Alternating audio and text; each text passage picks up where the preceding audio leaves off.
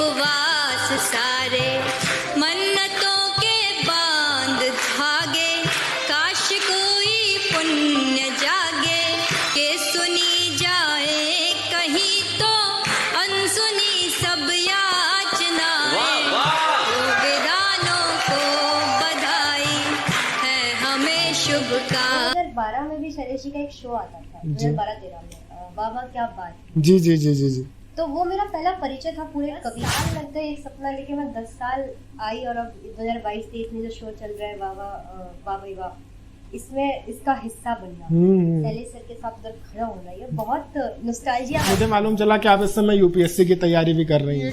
Artist, एक कवि, एक शायर, वो आमतौर पे ऐसा होता है कि वो नियमों में नहीं बंधना चाहता, वो नियम और बंधन तोड़ के, मतलब उसका कैनवस बहुत बड़ा है, वो उस छोटे से दायरे में बंध के नहीं रह सकता।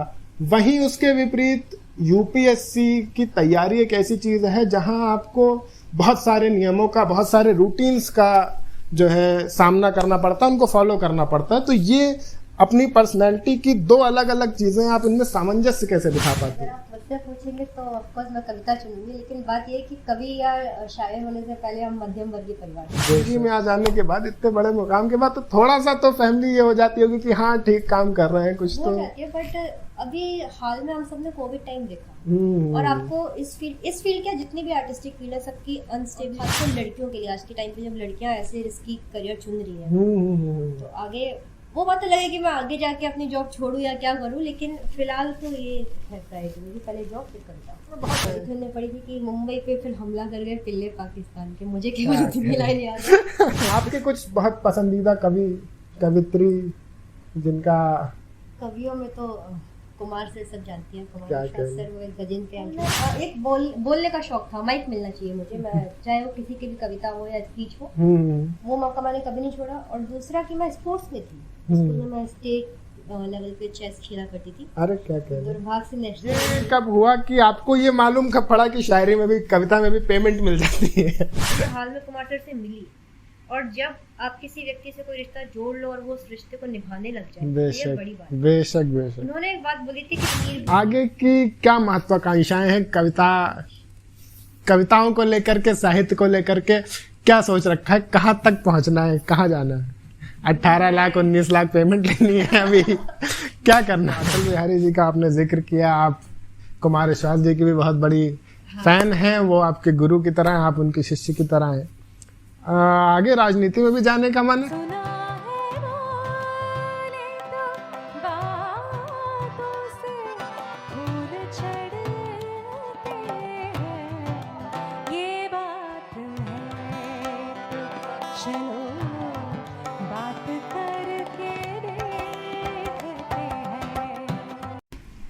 सुना है बोले तो बातों से फूल झड़ते हैं, ये बात है तो चलो बात करके देखते हैं। नमस्कार, आदाब, सत श्री अकाल। मैं शाश्वत सिंह दर्पण आज आप लोग के सामने मौजूद हूँ। चलो बात करके देखते हैं कि एक और एपिसोड के साथ।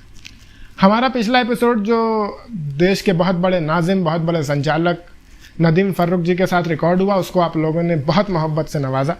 आप सबका बहुत बहुत शुक्रिया। आज इस श्रृंखला को आगे बढ़ाते हुए एक और साक्षात्कार के लिए, एक और बातचीत के लिए, एक और इंटरव्यू के लिए हम लोग आ गए हैं।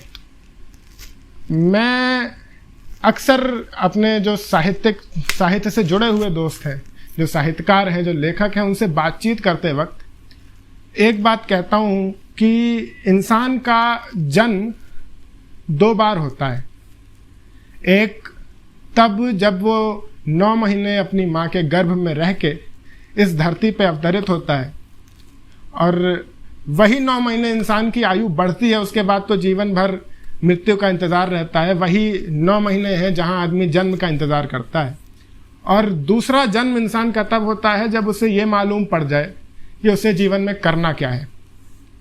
आज एक ऐसी ही नौजवान कवित्री से हम बातचीत करने आए हैं। नौजवान क्या, हम उम्र कवित्री, मेरे तो हम उम्र हैं वो, जिन्होंने बहुत ही कम उम्र में बहुत बड़े बड़े मकाम हासिल कर लिए, बहुत दूर दूर का सफ़र तय कर लिया। उनको बहुत कम उम्र में ये मालूम चल गया कि उन्हें अपने जीवन के साथ क्या करना है, उन्हें अपना जीवन लेखनी को, साहित्य को समर्पित करना है। मेरी मुराद है मनु वैशाली से, जो दिल्ली से चल के हमारे बीच आई हैं।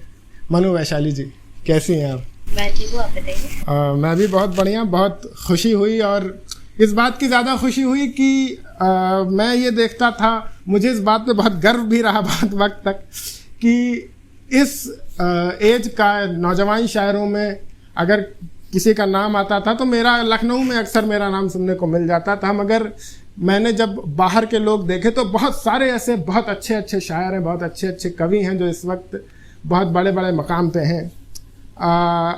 मेरा पहला सवाल आपसे ये है कि आप अभी वाह भाई वाह से लौटी, कैसा सफ़र रहा मुंबई का, पहला इतना बड़ा शूट, और शैलेश लोढ़ा जी के साथ आपका कैसा सब कुछ रहा वहाँ पे? मैं थोड़ा सा विस्तार में बताऊँ? जी जी बिल्कुल, विस्तार में बताइए हमें। ये वाह भाई वाह का सफ़र मेरा इस साल का या इस बार का पहली बार का सफ़र नहीं था। 2012 में भी शैलेश जी का एक शो आता था, 2012-13 में, वाह वाह क्या बात है। जी जी जी जी जी। तो वो मेरा पहला परिचय था पूरे कवि जगत से, कि ये लोग कवि हैं, अरुण जैमिनी जी और जितने भी वहाँ पे थे, जी पहले नाम थे मैंने वहाँ पे सुने। जी जी। तब कभी मुझे याद है कि मैं 12-13 साल की उम्र की थी जब, तब मैंने सोचा था कि यार मंच पे ऐसे जाके कविता पढ़ी। क्या बात है। तो 10 साल लग गए एक सपना लेके, मैं 10 साल आई, और अब 2022-23 में जो शो चल रहा है वाह भाई वाह, इसमें इसका हिस्सा बनना, शैलेश सर के साथ उधर खड़ा होना, ये बहुत नॉस्टैल्जिया वाली बात। बेशक बेशक बेशक। तो बहुत प्यारा सफर था, काफी मतलब रोमांचक कह सकते हैं। मेरा अगला सवाल आपसे ये रहेगा कि मैंने बहुत सारे आपके जानने वाले मित्रों से बात की, अभिसार, गीता शुक्ला, प्रदीप तिवारी, ये सब मेरे भी बहुत अच्छे दोस्त हैं। इनसे बात करते वक्त मुझे मालूम चला कि आप इस समय यूपीएससी की तैयारी भी कर रही हैं। मेरा सवाल इसमें ये है कि एक आर्टिस्ट, एक कवि, एक शायर, वो आमतौर पे ऐसा होता है कि वो नियमों में नहीं बंधना चाहता, वो नियम और बंधन तोड़ के, मतलब उसका कैनवस बहुत बड़ा है, वो उस छोटे से दायरे में बंध के नहीं रह सकता। वहीं उसके विपरीत यूपीएससी की तैयारी एक ऐसी चीज़ है जहां आपको बहुत सारे नियमों का, बहुत सारे रूटीन्स का जो है सामना करना पड़ता है, उनको फॉलो करना पड़ता है। तो ये अपनी पर्सनैलिटी की दो अलग अलग चीज़ें, आप इनमें सामंजस्य कैसे बिठा पाती हैं? बिठा ही नहीं पाई कभी। तो क्या वो यूपीएससी एस्पिरेंट उस कवि पे हावी होता रहा, या वो कवि यूपीएससी एस्पिरेंट पे हावी होता रहा, क्या रहा? समय समय पर दोनों, लेकिन अक्सर तो कभी हावी। कभी, हाँ, ये कभी मन जागा है तो फिर एस्पिरेंट कुछ नहीं कर पाए। ये वाली दिक्कत, क्योंकि मैं भी महसूस करता हूँ, मैंने भी बहुत वक्त तक एसएससी की तैयारी की, फिर अंततः 3-4 महीने पहले मुझे एहसास हुआ कि दोनों काम नहीं संभाले जा सकते। एक चीज़ तो हालांकि दोनों में बैलेंसिंग का काम अभी बचा हुआ है, मतलब कर रही हूँ मैं साथ साथ, ये तो प्रायोरिटी मेन वही है थोड़ा सा। तो मतलब क्या यूपीएससी का अभी आप क्या चाहती हैं? आप यूपीएससी में करियर देख रही हैं कविता का? आपको क्या है, क्या चल क्या रहा है दिमाग में कि कैसे क्या करना है दोनों के साथ? अगर आप मुझसे पूछेंगे तो ऑफकोर्स मैं कविता चुनूंगी, लेकिन बात ये है कि कवि या शायर होने से पहले हम मध्यम वर्गीय परिवार से, बेशक, और हमारे पीछे हमारी फैमिली खड़ी है, उनको देखना होता है। तो ऑफकोर्स यूपीएससी या सिविल सर्विस में तो इतने मतलब टीवी में आ जाने के बाद, इतने बड़े मुकाम के बाद, तो थोड़ा सा तो फैमिली ये हो जाती होगी कि हाँ ठीक काम कर रहे हैं कुछ तो।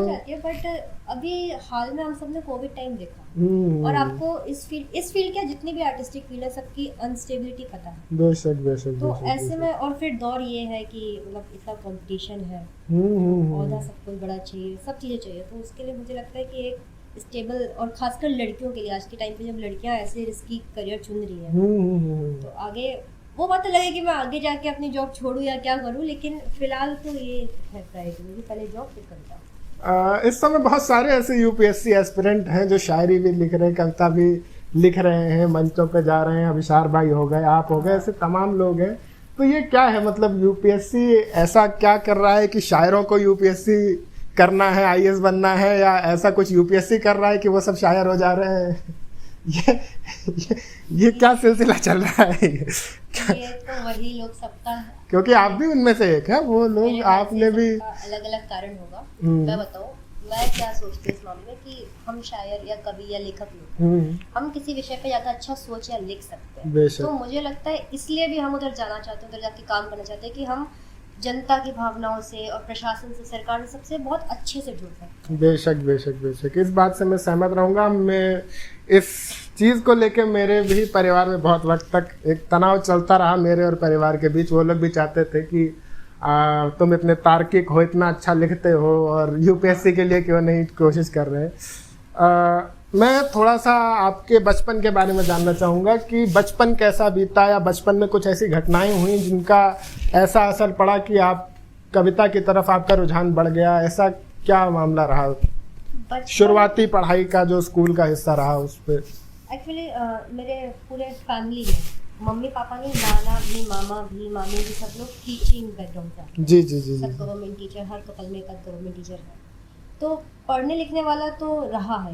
और मम्मी क्योंकि हिंदी से थी तो उन्होंने, मुझे याद है कि शायद वो एमए हिंदी करी तो मैं वही 9-10 साल की थी, तो प्रेमचंद जी की गबन हुई या मोहन राकेश जी कहानी हुई, मैं उस एज में पापा से ओरली सुनती थी, मम्मी से सुनती थी कि हाँ इसमें ऐसा है। तो एक वहाँ से रुझान था कि अच्छी कहानियाँ, साहित्य पढ़ना चाहिए।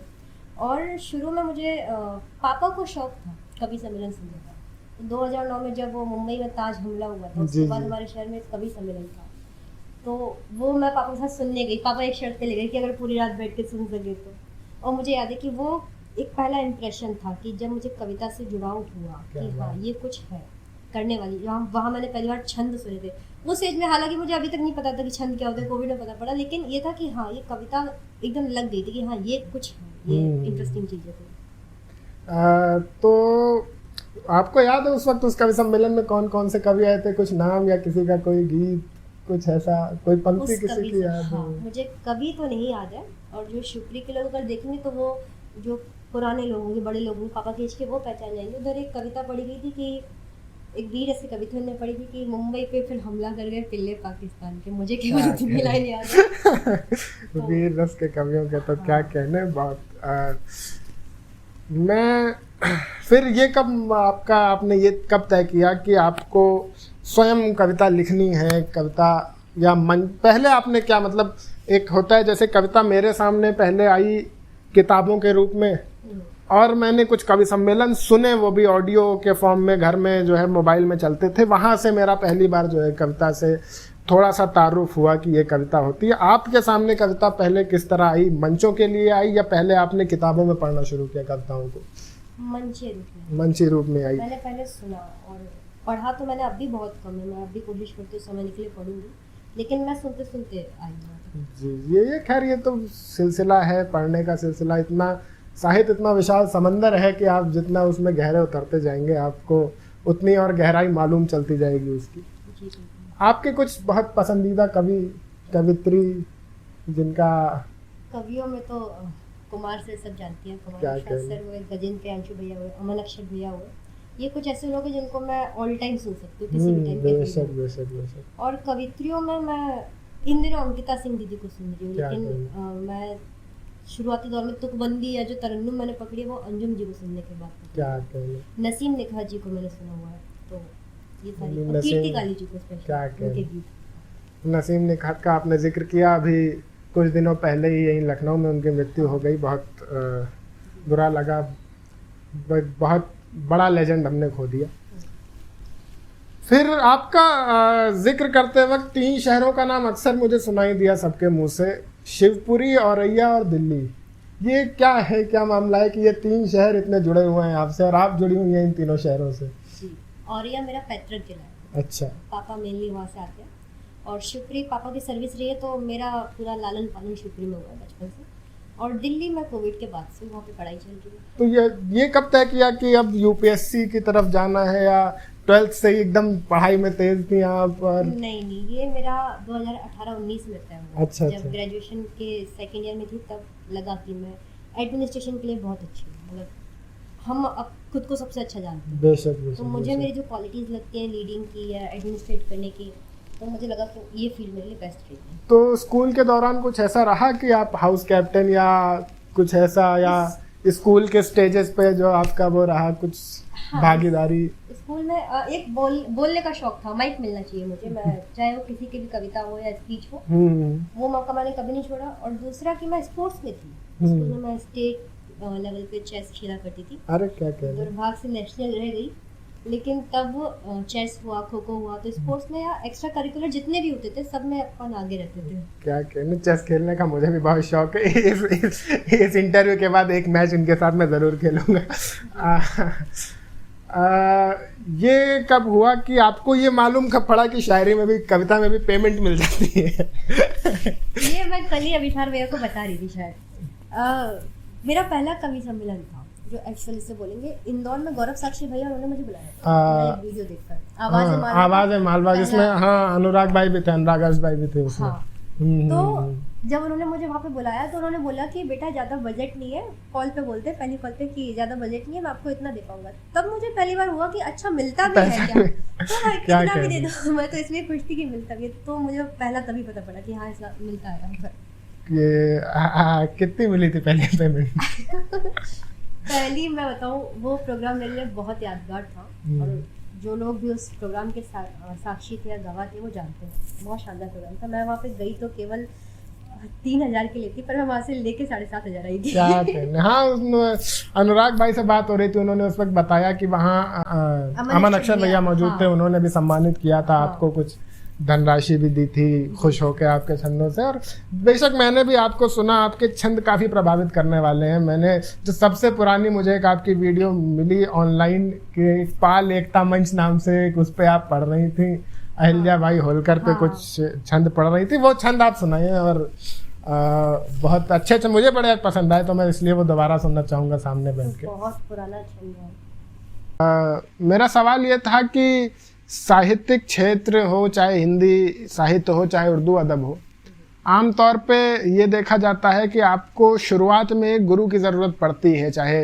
बहर सीखनी हो, छंद सीखना हो, या व्याकरणिक पहलू सीखने हो। बहुत छोटी छोटी बातें जो आमतौर पे एक जो हम शुरू में लिखते हैं तो उन पर गौर नहीं करते, या जो हमें बहुत गैर ज़रूरी लगती हैं वो बहुत ज़रूरी लगने लगती हैं। वो छोटी छोटी बातें, वो सीखने का काम आपने किससे किया और आपने किसको अपना गुरु समझा? मैं इसका जवाब 2 तरीकों में दूंगी। जो सीखने वाला काम है, मैंने गौरव साक्षी भैया है जी, अभिषार भैया है, प्रदीप भैया है, इन सब से जो भी, क्योंकि मुझे नहीं पता था कि ये मात्रा या मीटर या क्या सही लिखा क्या गलत लिखा, मैं इन सबसे सीखती हूँ, अब भी सीखती हूँ, पूछती हूँ, और जो भी छोटी मोटी चीज़ होती है सब इनसे। एक होता है मंचीय हुनर, जो होता है कि कैसे पढ़ना है, गीत मंच पे कैसे, वो चीज़ कुमार सर को मैं हमेशा से बोलती हूँ कि वो मेरे गुरु है कि नहीं है मुझे ये नहीं पता, पर मैं उनकी शिष्य हूँ एकलव्य की तरह। लेकिन मैं अब एक बात और बोलूँगी, अभी जब मैं हाल में कुमार सर से मिली, और जब आप किसी व्यक्ति से कोई रिश्ता जोड़ लो और वो उस रिश्ते को निभाने लग जाए, ये बड़ी बात है। बेशक। उन्होंने एक बात बोली थी कि क्योंकि तुम मुझे अपना गुरु बोलते हो तो मैं गुरु का दायित्व निभाऊंगा। क्या कहने। तो अब तो मैं कहती हूँ कि हाँ, मेरे गुरु तो कुमार सर है। क्या कहने। मेरा सवाल ये था, अभी जैसे ऑफ कैमरा हम लोग की बात हो रही थी, तो आपने बताया कि तकरीबन 8-9 प्रोग्राम आपने, सब छोटे बड़े प्रोग्राम मिला के तकरीबन 8-9 प्रोग्राम पढ़े हैं। तो आपको काफ़ी जल्दी चीज़ें हासिल हो गई। इसकी क्या वजह मानती हैं आप कि ऐसा क्या रहा? कि क्योंकि मैंने देखा है, मैं बहुत, हालांकि उम्र में लगभग हम लोग बराबर ही हैं, लेकिन मैंने शुरू काफ़ी पहले कर दिया था। इस वजह से मैं करीबन मतलब 17-18 साल की उम्र से मंच पे जाने लग गया था प्रॉपर, यहीं लखनऊ के चौक में मैंने, और उस समय मैं कविताएं लिख रहा था, वीर रस की कविताएं लिख रहा था, ओज का कवि था, अब तो श्रृंगार हो गया जीवन में। लेकिन ये था कि हाँ, इतना थोड़ा सा वक्त बिताया है तो अंदाज़ा है। आपको क्या लगता है? और इसमें बहुत सारे ऐसे लोग हैं जो बहुत वक्त से प्रयास कर रहे हैं, फिर भी उनको सफलताएं नहीं मिल पा रही हैं। ऐसा क्या आपको लगा कि ऐसा क्या अंतर है? आप कहाँ पे बेहतर हैं, ये भी जानना चाहेंगे हम। क्योंकि बताया ना कि भले मैं अभी आई हूँ, लेकिन 10 साल से मैं इस चीज़ के पीछे हूँ। मैंने वो शो 2012 में देख लिया था, 2009 में उस कवि सम्मेलन से मुझे छंद का रस लग चुका था। तो अभी सब जल्दी हो रहा है, बट मेहनत वो 10 साल की है। तुकबंदी मेरी तब से शुरू हो गई थी। मैं नीर भरी दुख की बदली, सुभद्रा कुमारी चौहान जी कविताएं, इन सब के स्वाद मुझे तब लग चुके थे। मुझे, मैं अपनी क्लास में होती थी, लेकिन क्योंकि मेरे घर में सब टीचर हैं, तो मम्मी हिंदी की टीचर रही है, तो हिंदी की किताबें आती थी। तो मुझे आज भी याद है, मैं 7th क्लास में 9th क्लास की मैंने किताब पढ़ ली थी, और उसमें वो कविता थी, मैं अमर शहीदों का चारण उनके। क्या कहने, वाह वाह वाह। और कविताएं होती थी कि हम पंछी उन्मुक्त गगन के पिंजर बंद न रहते, क्या तो ये सब पढ़ते पढ़ते ये था टेस्ट मुझे बहुत पहले लग चुका। वो काम धीरे धीरे होता रहा है, बस ये है कि मीटर में ढालना और वो एकदम जो पैरामीटर्स हैं जो कविता के वो जो बारीकियां हैं वो तो खैर वो तो उम्र भर का सफर है और वो तो निरंतर सीखना चलता रहता है हर इंसान का जी। तो वो बस यही 10 साल की मेहनत है जो अभी दिख रही है। आगे की क्या महत्वाकांक्षाएं हैं कविताओं को लेकर के, साहित्य को लेकर के क्या सोच रखा है, कहाँ तक पहुँचना है, कहाँ जाना है? 18 लाख 19 लाख पेमेंट लेनी है अभी क्या करना है? मैं सच बताऊं, पापा सोचेंगे, पापा डांटेंगे, मेरा तो ये सीन है कि अभी तो मैं जॉब करूंगी, लेकिन जल्द ही जॉब छोड़ के मैं पूरी तरीके से लिखने में आऊँगी। क्योंकि जब मैं घर से आई थी दिल्ली पढ़ने के लिए तो मैंने सोचा था कि मैं अब कविता एक साथ बिल्कुल नहीं छोड़ूंगी, मैं बस तैयारी करूंगी, 2 साल तक लग नहीं जाती है। लेकिन ये चीज मेरे ब्लड में है, मैं इससे बाहर निकल नहीं ये आदमी कविता लिखना छोड़ सकते हैं लेकिन वो ख्याल नहीं छूटते, वो भाव नहीं छूटते, वो कुछ ना कुछ जहन में चलता रहता है उस चीज को लेकर। ये अटक गया तो फिर गया। बेशक। तो इसलिए मैंने फिर यही सोचा है कि करेंगे, दोनों मैनेज करेंगे, लेकिन लास्ट में जाके मेन कविता ही करनी है। तो यूपीएससी में आप के सब्जेक्ट क्या हिंदी साहित्य से आप तैयार? नहीं, मेरा लोक प्रशासन है। अरे क्या कहने, तो हिंदी साहित्य का आप साहित्य के क्षेत्र में काम कर रही हैं, उसके बावजूद आपने हिंदी साहित्य नहीं लिया? उसका रीजन ये है, मैं बहुत ईमानदारी से बोलूँ, यूपीएससी वाले समझेंगे, मैं एमए हिंदी कर रही थी उस टाइम जब मैंने एडमिशन लिया था, और हिंदी साहित्य का सिलेबस बहुत वास्ट है और मैं आउट ऑफ बैकग्राउंड हूँ पूरा यूपीएससी में। मैं मैथ से पढ़ी हुई हूँ, फिर मतलब मेरे कभी सब्जेक्ट आर्ट वाले रही नहीं, ना मैंने हिस्ट्री पढ़ी, ना ज्योग्राफी पढ़ी, कुछ नहीं। तो ऑलरेडी मुझे वहाँ पे मेहनत करनी थी, तो मैं को ऑप्शनल ऐसा क्यों ले लो जिसमें मुझे और पढ़ना पड़े। हिंदी में मैंने इतनी नहीं पढ़ी हुई है कि मैं बोलूँ पीछे से तैयार है पूरी। तो इसलिए लोक प्रशासन, वो मैनेजमेंट वाला सब्जेक्ट था, वो मुझे ईजी लगा। तो मान लीजिए आज से 1 साल 1.5 साल बाद आप अधिकारी बन जाती हैं, और हमें उम्मीद है आप ज़रूर बनेंगे। साहित्य के लोग हर जगह होने चाहिए, बहुत ज़रूरी है, क्योंकि वो भावनाएं समझते हैं, वो लोगों से ज़्यादा बेहतर जुड़ पाते हैं, इसलिए ये ज़्यादा ज़रूरी है। आपको क्या लगता है कि आपका साहित्य में होना, इस भाव पक्ष के अलावा, भावनाओं से जुड़ने के अलावा, ऐसा क्या है साहित्य में जो आपकी प्रशासनिक सेवा में भी मदद कर सकता है किसी न किसी तरीके से? हालांकि ये सवाल इंटरव्यू का भी हो गया आपके, लेकिन ऐसा क्या नहीं है जो मदद नहीं करेगा।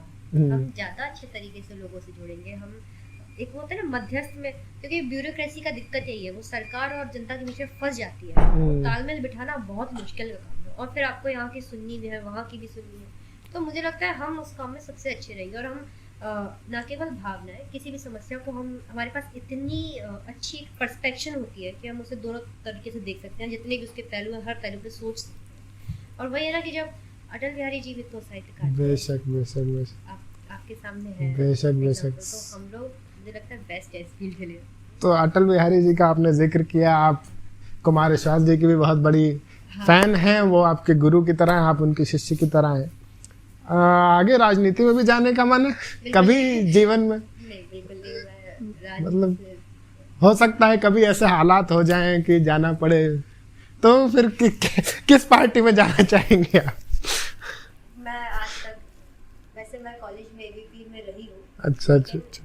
वो केवल अपने कॉलेज स्तर तक था छात्रों के लिए, बट मैं पार्टी से, किसी भी पार्टी से, मुझे लगता है हमें पार्टी को नहीं, किसी एग्जैक्ट पर्सन की आइडियोलॉजी को फॉलो कर सकते हैं अगर आपको अच्छी लग रही है तो, पर पूरी पार्टी को अच्छा मान के उसके लिए चल देना, वो मेरे आज तक समझ नहीं आया। ये तो फिर लोगों को समझना चाहिए। मैंने किसी पार्टी के विषय में कुछ नहीं कहा है। हाँ। ये अपने कथन की जिम्मेदारी स्वयं लेती है, अगर कोई दिक्कत है किसी को तो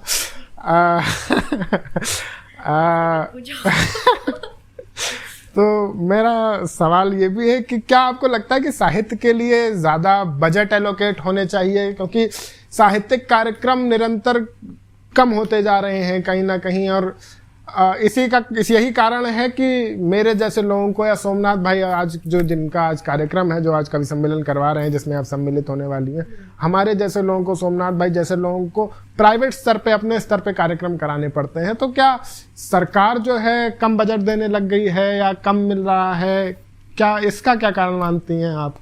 और क्या अगर आप प्रशासन में आती हैं तो इस चीज़ पे काम करने का मन है कि साहित्य के लिए भी आपको पता है जितनी भी नई पीढ़ी आई है सब कितना अच्छा लिख रहे हैं, बेशक। शायर हो, शेर कह रहे हो या गीत लिख रहे हो, सब लोग। और उनमें अच्छी बात यह है कि वो अच्छा, उन्हें पता है कि उन्हें ज़्यादा काम नहीं मिलेगा या यहाँ बहुत अनस्टेबिलिटी है, फिर भी उन्होंने चुना हुआ है कि वो अच्छा ही लिखेंगे। बेशक बेशक बेशक। बट वो जो अच्छे आर्टिस्ट हैं, अच्छे कवि हैं, वो अभी कहाँ फंसे हुए हैं? वो सब अपनी नौकरी के उसमें, अपनी ज़िंदगी चलाने में उधर व्यस्त हैं।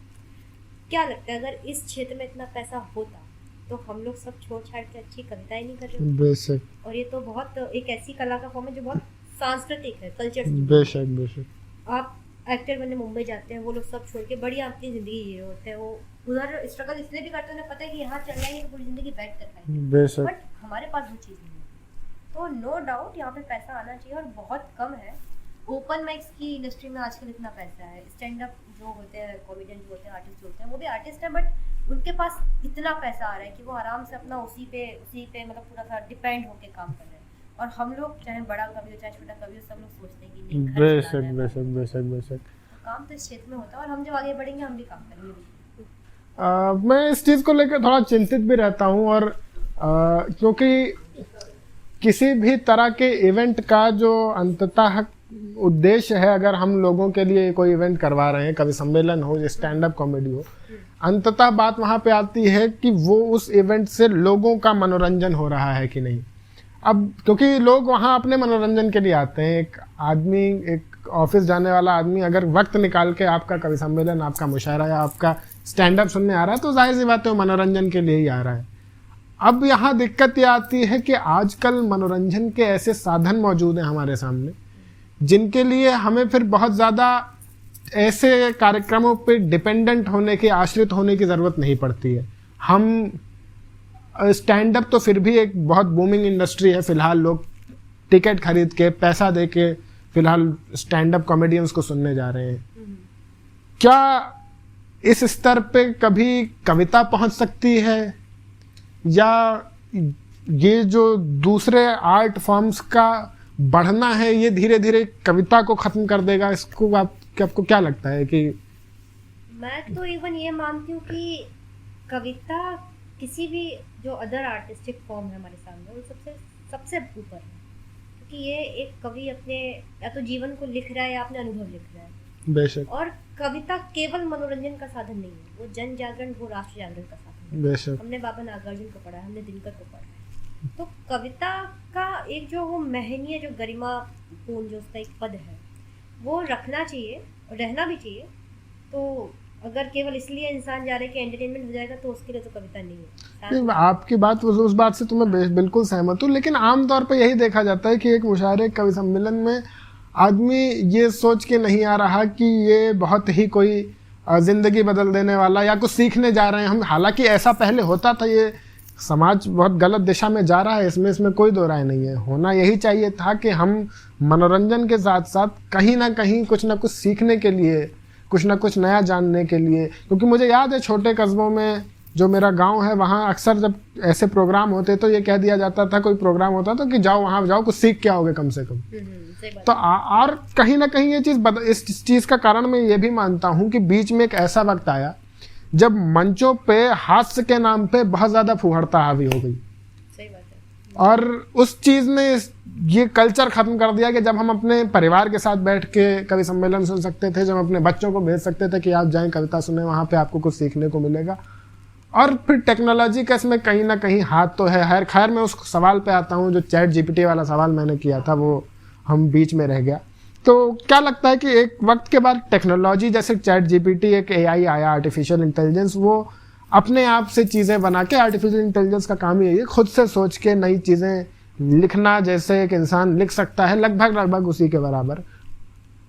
तो क्या लगता है कि टेक्नोलॉजी एक टाइम पे ये प्रोफेशन खत्म कर सकती है क्या?